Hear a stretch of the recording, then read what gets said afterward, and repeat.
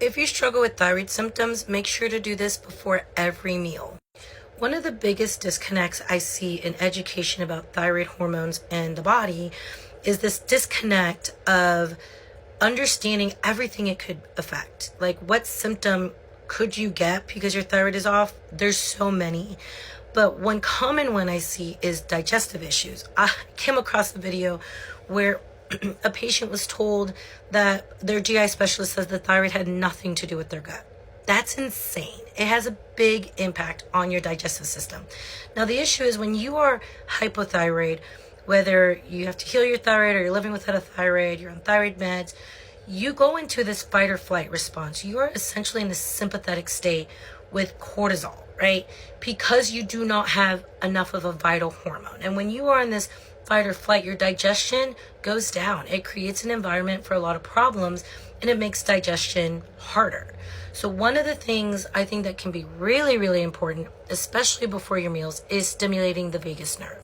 Now, the vagus nerve is one of the most powerful ways to get into parasympathetic, allowing your body to calm down and go into a state of optimal function where you can digest better. And this simple trick can help you do that. In fact, not only can you do it before meals, but you can do it multiple times in a day. And with my clients that I see all the red flags of being in a highly stressed body, I tell them to do it multiple times a day. So box breathing is very simple. I want you to visualize. It's essentially like a square, right? You're going to breathe in for 4 seconds. You're going to hold for 4 seconds. You're going to exhale for 4 seconds. You're going to hold. And so I usually have my clients put their hand on their chest. I have them breathe in. And this is a really important one. This is super important. You've got to do this one as well.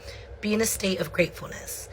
Being in a state of gratefulness changes your physiology. We can see that it changes your entire body. So very simple. You're going to